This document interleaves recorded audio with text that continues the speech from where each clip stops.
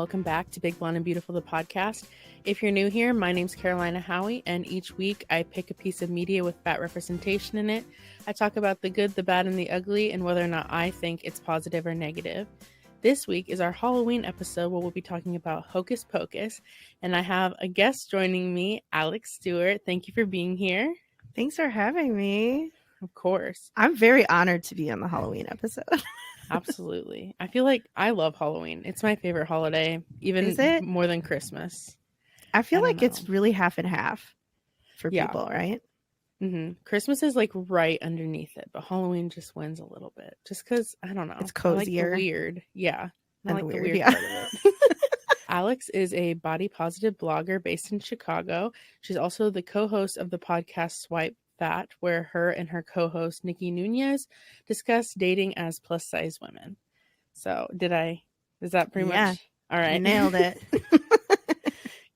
So this week we're going to be talking about Hocus Pocus. This is a very nostalgic movie for me. I don't know if it's nostalgic for you as well. Yeah. Big time. Every year you gotta watch it at least once on Halloween. At least. Probably more than. It's always on TV, too. True. Yeah. Are you the type of person where you'll watch a Halloween or Christmas movie year round, or are you like, no, it needs to stay within these months? It has to stay within those months for me. Though I remember one time I was really I love Hocus Pocus. So I was like, I'm going to just watch it because I just needed it. Yeah. But that's only happened once. Mm-hmm. No, sometimes you need it. That's how I am with Practical Magic. That's like my favorite Halloween movie film. Okay. And so like every once in a while I just need it, but mostly I also try to stick to the months just because I feel like it makes it more special. Yeah, it does. Yeah. And so I'm sure pretty much everyone's seen this movie, but in case some of our listeners have somehow avoided watching it on Freeform a million times, I'm going to give a little synopsis. All right, so after moving to Salem, Massachusetts, teenager Max Dennison explores an abandoned house with his sister Danny and their new friend Allison. After dismissing a story, Allison tells a superstitious, that's a hard word. That is a hard word. Accidentally frees a coven of evil witches who used to live in the house. Now, with the help of a magical cat, the kids must steal the witch's book of spells to stop them from becoming immortal. Oh. Did you know that on Rotten Tomatoes it has a 40%? No. Yeah. I never trust those things. I definitely don't now. He said, I wonder what Hocus Pocus 2 has then. No, I don't think it was a horrible remake. But Agreed. It's nothing like the original. I just don't think I would keep watching it over and over. Like one time was fine. Yeah. It has 65%.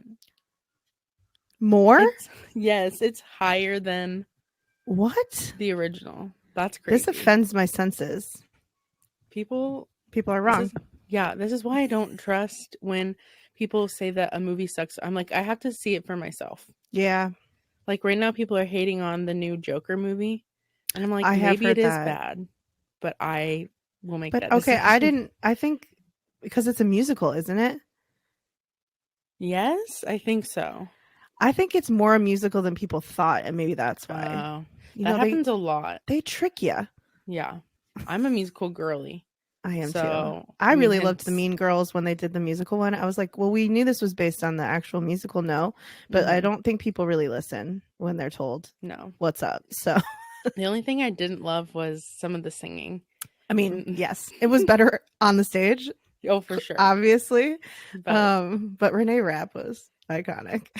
Yeah, that's truly why. I mean, I'm wearing her on. Oh, are you? I didn't even notice. So that's definitely why I went to go see that movie. Absolutely. But that's crazy that it's 40% for the original and 65% for the remake. Wild. Everybody knows the only remake that's better than the original is Paddington 2. Mm-hmm. Anyway, let's get into the movie. So the character that we're mostly going to be talking about today is Mary Sanderson. So, yeah, she's played by Kathy Najimy. I think that's how you say her name. Yeah, Kathy Najimy. And Kathy's been in so many things. So I feel like people don't realize all the stuff that she's been in. Yeah, but she was a big, side character energy lady of the 90s. Yeah, I feel like she was definitely the fat character, like the one fat person in movies for a lot of movies. And so absolutely, like Sister Act, that's my favorite of hers, other than Hocus Pocus, but yeah. No, so she was in so many. Wasn't she in I'm trying to think of what else. Oh, Hope Floats, wasn't she in that? Yes, she was in a lot of kid movies too. Yeah, she was in Descendants. Yeah, I don't played like the evil queen. I'm a little too old for those, unfortunately. No, the only reason I've seen them is because of kids I've babysat in the past. They were like right at the age where Descendants was everything. That's why I was so into Hannah Montana. Oh, I loved Hannah Montana. I had a Hannah Montana birthday party. Okay, so when this movie came out, when Hocus Pocus came out, it was 1993. I was in 3rd grade. So this is like super nostalgia for me because it like came out when I was like, you know, in grade school. But it wasn't popular until they started playing it on the Disney Channel over and over and over again because they released it during the summer. So it wasn't maybe like that's why it has a bad Rotten Tomatoes score. Maybe it was like really crazy, like no one knew what it was, and I remember thinking it was a Disney Channel made for TV movie when I first saw it because I was like, I've never heard of this, but like who's gonna go see a Halloween movie in the summer? And I swear it was the summer. That's an interesting marketing tactic. Probably makes sense because kids are out of school. I don't know. I mean, I guess. Yeah, it says July 16th, 1993. That's so weird. I know. Isn't that so bizarre? And so the first time I watched it was on TV. And I mean, like, you know, Disney Saturday was like the biggest deal ever. And you would just, I mean, my family, we would just get pizza and like watch movies on Saturdays. So that's like it was a big, I know, but it scared the shit out of me. No, when I was little, scared you. When I was little, like probably all of it, but I was so into it. Yeah. Because of the sisters, because they were so funny too. Like they were scary and funny. I don't know how they like skate that line so well, where it is like a little bit terrifying if you're a kid. And though one of my friends watched it as an adult, she's like, this is too much for me. So see, I don't like scary things, but I don't think I ever found Hocus Pocus scary, which is weird because the things I found scary as a kid, you're like, huh? Like I was scared of the Incredible Hulk. I thought he lived under my bed. He's scary. Terrified. But he's supposed to be like a good guy, which is crazy. Yeah, and then the movie Meet the Robinsons, I was scared of the bowler hat guy in it. And my mom had a similar light to the one that he like flicks on in the room at one point, and I was like convinced that if I went into a room with the lights off, that one of these times he was gonna flick it on and he would be there. And I was like, but that's scary. my imagination. But those are the things I was scared of. Hocus Pocus was not one of them. I was not born when it came out. I was born in the year 2000, so I would have been -7 years old. So, you know, but hey. So was the first time you watched it on Disney Channel? Or was it on like Freeform, you think? I want to say it was probably Freeform. I don't really remember the first time I watched it, but I want to say it was Freeform. Yeah, because then Freeform was just like, we're going to take on Halloween, and we're making Halloween our thing. Yeah. Disney Channel our bitch. And Freeform were the places for October for you to watch. Yeah. Because so many good movies and TV shows and everything. What are your initial thoughts on Mary? Do you have any? I mean, so obviously nostalgia. Like, I think the movie is so great. I think Mary is definitely a classic fat character. She's like every stereotype rolled into, like, she's a little dumb. She's like can't navigate things as well as everybody else, you know. Like they use her body as comedic opportunity as much as they can. And I mean, she's obviously like supposed to be the least sexy too of the three, you know, like no one's ever like interested in her. Yeah. Because, you know, Bette Midler has, and I don't know if we would consider Bette like mid-size or whatever. She's a little bit I'm thicker. sure that like Hollywood would consider her mid-size, yeah, but like, or fat, but I personally don't. I've never been like, I've never been like, that's fat representation. So yeah, you're right. I think Hollywood probably does. They're probably like, look at this, we have all sizes here. Look at us, we're so inclusive. Oh my god. Oh my god. But they're like, no. She's I'm sure she's probably like a size 8 or something, but you know, probably. like looking at it, you're like, okay, well, obviously we've got the skinniest, slenderest one is the hottest, and everyone wants to bone her. And then the second slimmest, like, people also seem to want to bone her, but then Mary doesn't have any. Mary. I know, but I always wonder, like, obviously they didn't write her as sexy, which I feel like they didn't really write Winifred as sexy either. She just is like powerful. Yeah. But I wonder if it's more like us as an audience in a society decided that she was the least important because of her size. And maybe that's why she's the most forgotten one, because I feel like people always forget. Really? Mary you exists. think? At least I think if you actually watch them, to me, she's the second most important sister. Yeah. Because she does the most after Winifred. Yeah. I think storyline writing, for sure, she's the second most she has way more to say. Yeah, she's more. She honestly rivals Bette Midler in like comedic timing and 100%. Yeah, 100%. There would be no movie like without her. Yeah, there really wouldn't, because like Sarah Jessica Parker has some like great lines, and she has the song, so I feel like that's like why people remember her. She's got that like, come little children, come little children, I'll take thee away into a land of enchantment. Come little children, the time's come to play.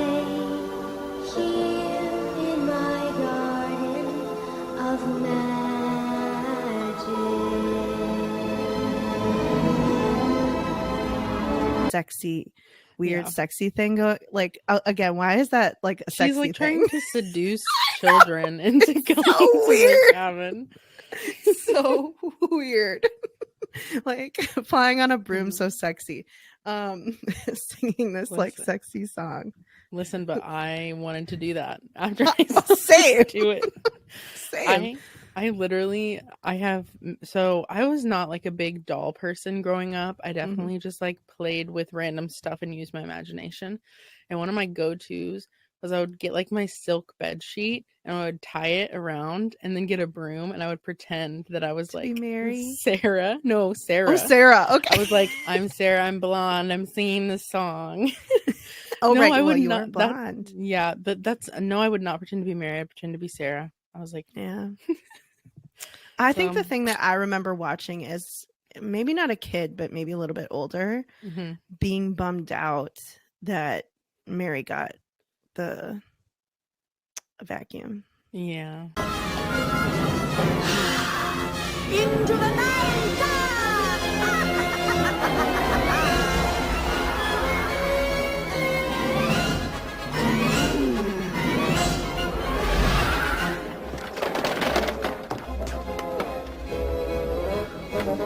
Winnie?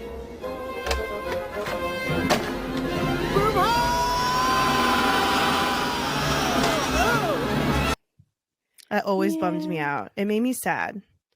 Didn't she get a Roomba in the second one? Wasn't that what it was? I think so. We must fly. Fly. On what? Just like my old one. Well, what about us? There's only one? Bats and beetles, find something, anything. We must fly. Anything. Winnie!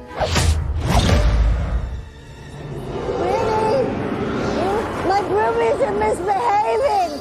Oh, Winnie! I'm surfing, cowabunga!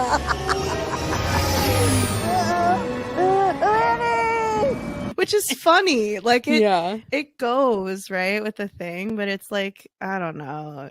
You're always given like, I think it's like says something though that like it made me sad even as like a preteen, you know, like I just knew that was wrong in a way that like it just sucked that she was like coming up empty on this, you know, like this side character like never gets anything and it has to be for one reason because that's what the rest of media and society showed, right? So it's like bums me out.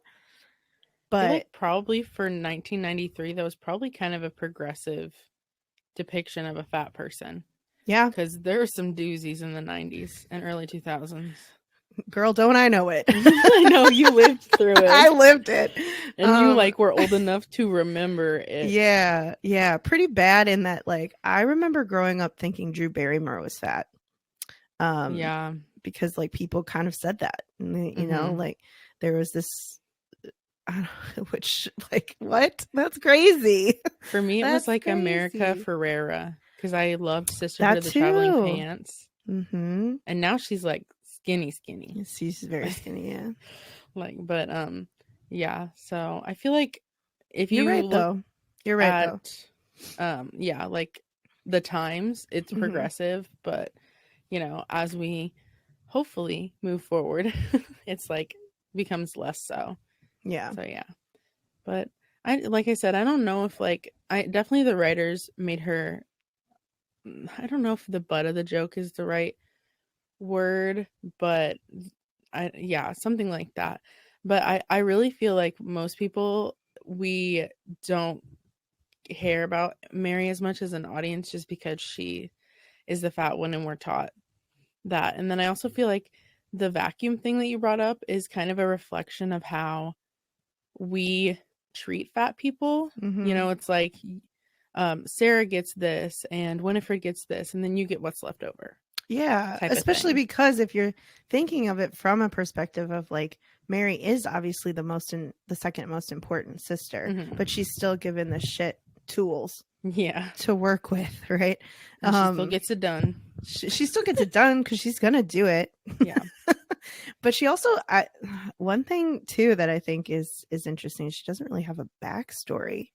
Like Sarah kind of gets one, Winifred obviously gets one, like in that they're tiny backstories, right? It's not like fully fleshed out characters and probably on purpose, but like you know about Winifred's how she dated someone and you get a little bit more of like Sarah's, like, you know, all of it comes down, I just feel like dating, it was like they were witches. I mean, we're obviously like seen as these like seducer sexy people anyway because they were like living in the woods and whatever, but I just don't feel like Mary got anything that which also I feel like is indicative of like almost like doesn't deserve it. Absolutely. And how we're treated like second class citizens a lot of the time, where it's like, well, you're not contributing to society, so this is what you deserve. Yeah. I'm really curious because I think there's a prequel in the works. Oh, really? Right now about their like time as younger girls. So I'm curious if they'll flesh out Mary's story more, or if she'll just be again another like just a third wheel there while Winifred and Sarah fight over boys. Like, right. I don't know.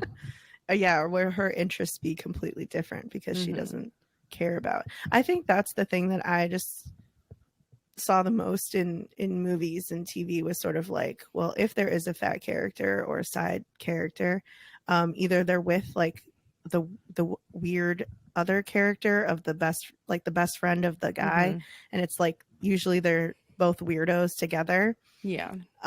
Or it's like they have zero interest in being a love interest at all. And not in a powerful way, like in a weird way. And I just feel like it's the same here. I mean, I think it just shows that there probably weren't a lot of fat people in the room. And if they were, they were just trying to fit in, and not be seen and not make a scene. Yeah, they were just happy to be in the room in the first place. Right. So yeah. Right. No, I get that. A little off topic. I recently rewatched it because it's October, right? And and I was sitting there like thinking, and the scene where like they're in the gym and the parents are dancing, and his parents have always given me interesting vibes, and I was like, I feel like Max and Danny's mom and dad would be swingers. Oh my god, why have I thought the same thing though? I feel like they would. They seem like they do get they're never together at that party. Yeah. That says something to me. Who are you off dancing with? Yeah, with not her each Madonna, other. like boobs. Her boobs. I know. Madonna. Mom? What are you supposed to be? Madonna. Well, you know. Well, obviously. Don't you think? But I'm just like, I feel like they give off swinger vibes 1,000%. I think so too. I feel like the whole town did in a weird way. Kind of. Like everyone went in to that room and left their keys at the door. Maybe they did. Then do you think that maybe her enhanced smell played into the fatness at all? Or do you just think it's just like that's what they gave her? Interesting. I don't know. I've never thought of that before. Oh man, that saddens me. But yeah, probably. Yeah. Like she can smell food. Yeah, I mean, children is their food. So right. Fun. Oh no. I know. Something else to look at through a lens of. That sucks. Yeah, probably. I don't know if they probably didn't do that on purpose.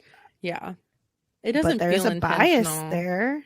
Mm-hmm. There's always a bias, when it comes to that stuff. So I could totally see that being something. Maybe. Who knows? Call up the writers. Did you do it on purpose? Yeah, bitch. Give her a backstory this time. I really hope that they do. Because am I going to watch it? Yeah. Will it be good? Of course. Debatable. I think it'll be interesting because they won't be in it then, right? I would assume not. Yeah. So, I don't know. I mean, now she's straight size now too. Yeah, she is. And even the young girl who played her in the sequel was straight size. Yeah. And another thing, because there's always the classic fat trope of the fat villain, which we do have in this one. But I feel like it's not as bad because she's not the only villain. Yeah. And truly, she's not the worst. And Winifred is. I don't even think she's that much of a villain either. Yeah. Definitely Winifred's the worst. The other two are just there, right? They're just like, we live with her, and if we don't do this, she's gonna make our lives miserable, so we should just like go along with it. Right. Maybe they're secretly sabotaging so that they can just like go back to sleep. Like be dead again. I know, right? Just let me go back to bed. They're like, we're done with this. Can we move on? Well, I think that's why I've always sort of like thought of Winifred almost as not fat, but like she's fat adjacent. Yeah, she's fat adjacent. So it kind of goes with the whole thing. And then I mean, it makes sense that Sarah then is this like seductive creature because also the villainous trope of like women in general is like that they're seductive and manipulative. So you have this like you've got a trifecta there of all the things that women are bad, you know, like that we hate them for. And then the whole thing like fat people can't be that. And so it automatically goes to Sarah because she's the most straight sized of the three sisters. So absolutely. Exactly. Yeah. But it's like it is interesting how they are written for the time, even like that they are powerful, funny, and like all these bad things, but somehow written funny, you know, instead of it being like they're these true like villains. Because sometimes in these Disney movies, like the villains are just really villains. They're not even funny. Yeah. Like a Scar or like Mother Gothel is the one that I think of for women. Yes, that's a great example. Like these Like, or Ursula. Yeah. I feel like she has some funny moments. Ursula does, like the body language thing. Yeah. But I feel like Mother Gothel is like evil, and then when she ages after they cut the hair, that's scary. Yeah. So, talk about ageism too. Oh, that's for sure plays into this as well. They're, they get called hags like a bunch of times in this. Times. I know. And God, I wonder how old they really were when they made it too. They're probably like my age. So I feel like they might have been in their like early 40s or late 30s maybe. Yeah. Let's see. How old is Sarah Jessica Parker right now? She's 59. Oh. But this movie was made in 93 and she was born in 65. I got to do math. I'm going to be 28. She was young.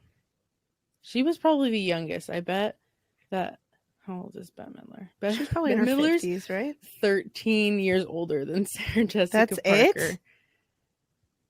So let's see, 28. So 41. She would have been 41. That is okay. So I'm going to be 40 next year. This is putting a lot of things in perspective for me that I don't know I love. and then sorry about that. My bad. And then Kathy, 8 years older than Sarah, so she would have been like 36. Okay. So they make them seem a lot older. They do. Like that's like, is that even middle age? Yeah, technically. Is 40 middle age? Yeah. I don't even, because I consider 50 middle age, even though I know most people don't live to be like 100, but right. Still. Like if you probably live to 80, then 40 is. So that's why I'm gonna go balls to the wall for my 40th. There you go. That's the way to do it. But that's so crazy. They're not even like old. They're just older women. Yeah. Which also I feel like that's a lot about Hollywood. That's what I was literally about to say. The industry really hates older women. They do.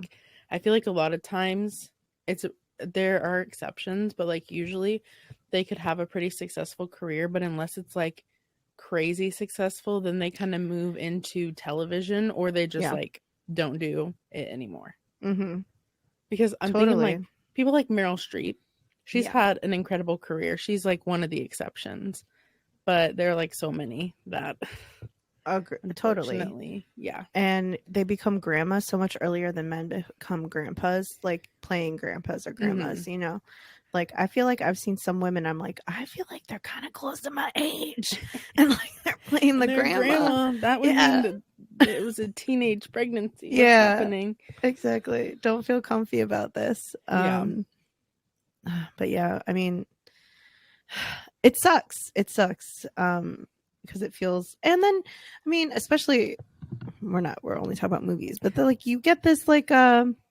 stuff from politics in the media now where it's like this childish cat lady thing, like where you're like, okay, so I just mean nothing to nobody anywhere. I'm a proud cat lady. Okay, he's over there on the bed.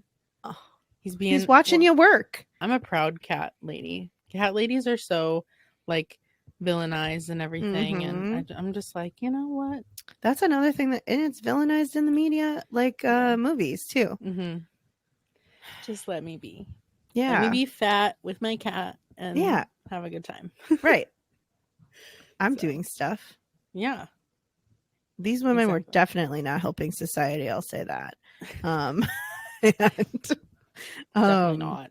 But I mean, I think now, like having Kathy Najimy as like a character that plus size people feel comfortable like dressing up as at the holiday, like during Halloween and all this stuff. It's like we don't really have a lot of those characters that we can like dress up as, and it's like a real representation of what it's supposed to look like from the movie. And I feel like that is so empowering and like a nice thing to have. And even if she's this like, I mean, she's not the worst fat character I've seen on TVs or movies, you know, so not even close. Right. So it's like kind of nice to have this person who's like powerful, funny, like a good sister.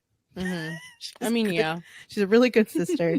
You know, and she is sexy in her own way. It's just a little goofier, which I wish wasn't the case for every fat character has to have this goofy, sexy energy. But, you know, okay, at least she has something. She's got this cute outfit going on. And I don't know. I think it's like nice to have that. I just wish we had more of it. Absolutely. Yeah, I'm trying to think of other like Halloween people you can dress up as that are fat already. And I mean, Ursula.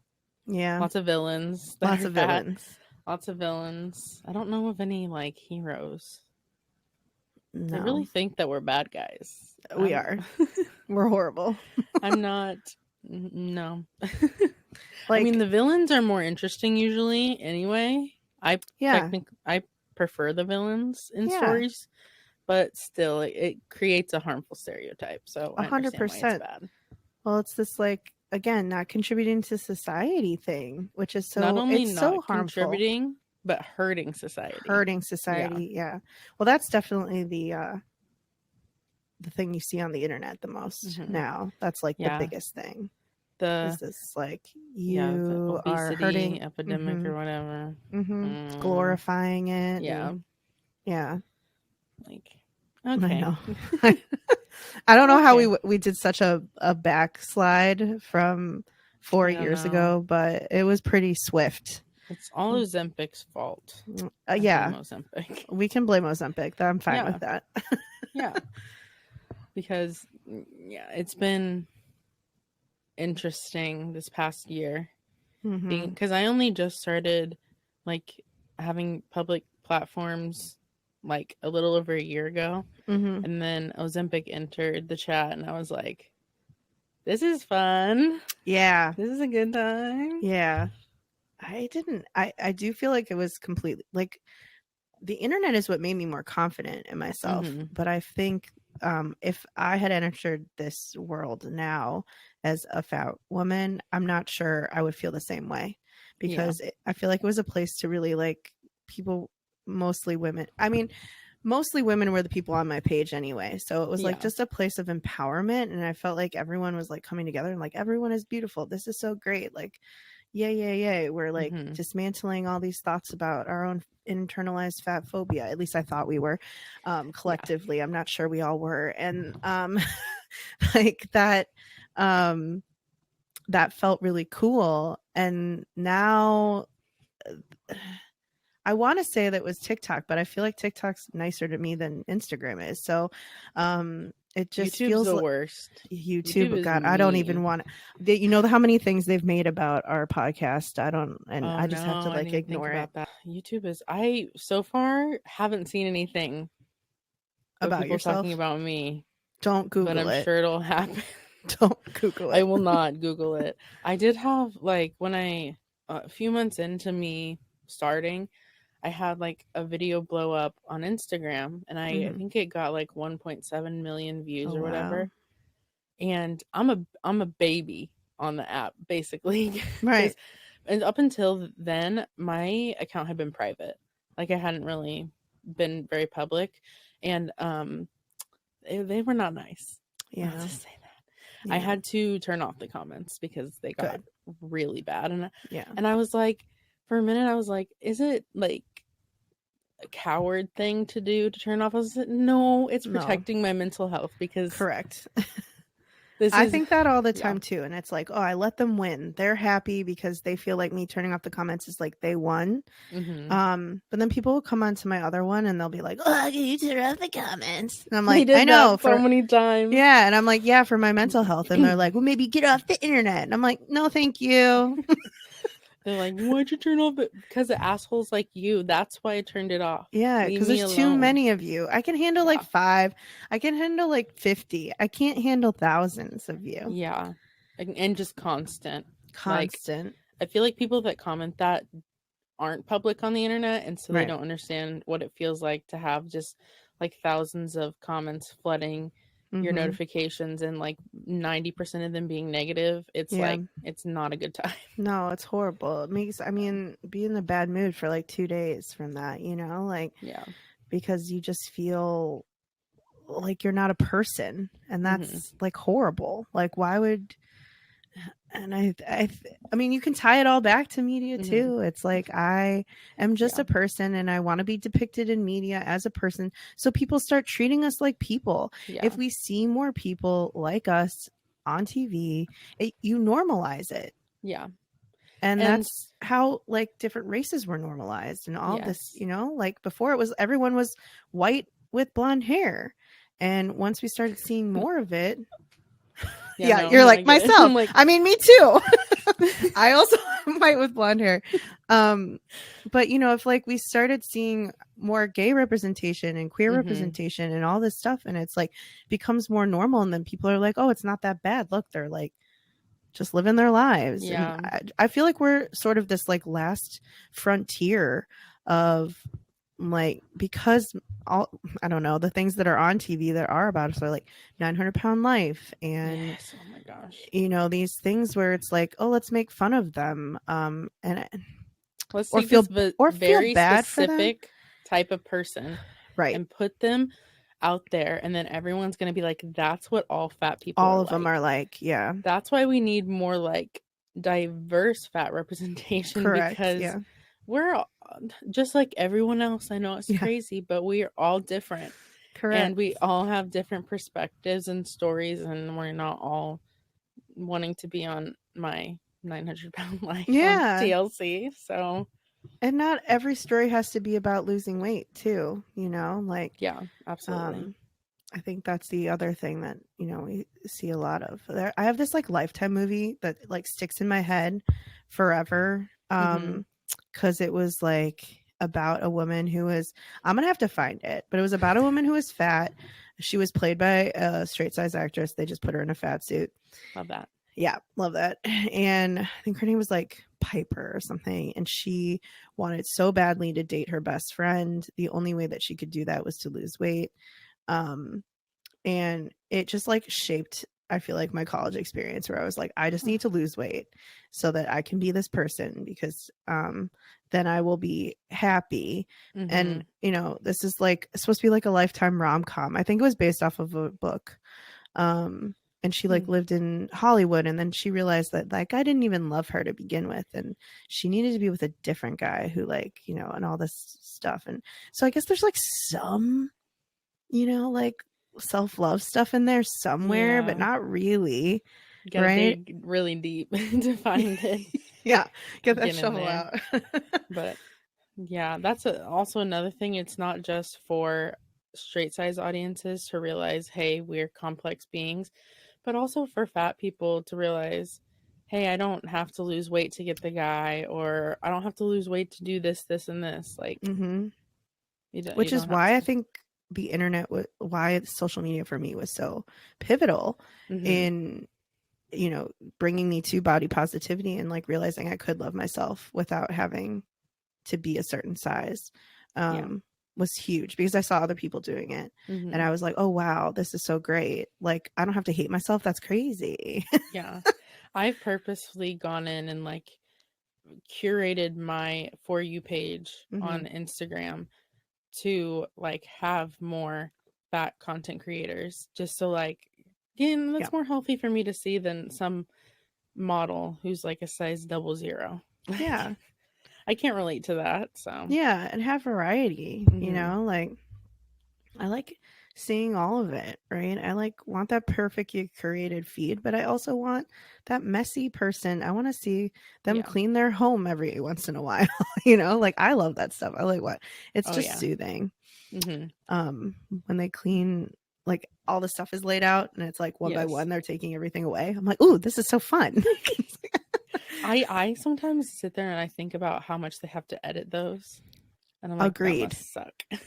Agreed. I'm like, are you sending this out to somebody? Because I couldn't. Because this wouldn't be me. No, you keep doing it though, because I might keep watching, but it's not. No, right. No, I'm also too messy of a person to do that. But yeah. So with Hocus Pocus, with Mary, what do you think? Positive or negative overall? I want to say really middle of the road. Yeah. I don't think it's super harmful, and I don't think it's super positive. I think it's a true like wash, because I think she's has a lot of positive qualities, but a lot of like stereotypes are attached to her too. Yeah, I would probably lean a little bit more towards positive, just because like of the time it was made. And for the most part, like when I watch this movie, I don't automatically think about all the things. Yeah, all the tropes that, you know, we know as fat people. And so I'd probably say more positive, but I definitely see where you're like middle of the road. There are negative things. There are positive things. I think like as a child, and I think like because you see when you're a kid, right, you see things a little bit more clearly. And I don't think that I noticed her being anything but it just being a silly thing. Yeah. I wasn't like, oh, she's fat, that's why we're making fun of her. Whereas I know like when I watched The Sandlot, like that we were making fun of the kid who made the s'mores because he was a big guy. You know, like I knew that even when I was a child. So I think from that perspective, yeah, then I agree with you. It's probably more positive in that I wasn't like automatically putting her in a category of like she's fat and gross. It wasn't blatantly like in your face like some other things are. Yeah, it was more subliminal. Not saying that we can't improve. Right. Give her if they are making a prequel, I really hope that they give her more of a backstory. Yeah, and that she has her own storyline. Like separate from her sisters, just so you know. Yeah, just flesh her out a little bit. Yeah, give her I want to know more about zazz. Mary. I know, me too. What's going on? Well, how did she get the smell? Because she didn't have that. Yeah, you're right. Okay, they need to call you so you can be in the room. I'll put my phone number down. Ring, ring. Let me know. Honestly, I'm looking for a job in media, so that would be fantastic. But I think that's all. Do you want to plug your social medias and podcast? Yeah, you can find me at Sassy Confetti on Instagram and TikTok, and you can find my podcast at Swipe Fat on both TikTok and Instagram as well. All right. So thank you all for listening to this episode. If you liked it, please rate it 5 stars, share so that we can, reach more people. As always, you can follow the podcast on TikTok at bbb.thepodcast and Instagram at bbb.podcast. You can also follow me on all social media at Carolina Howie. And until next time, stay fat and fabulous. Bye.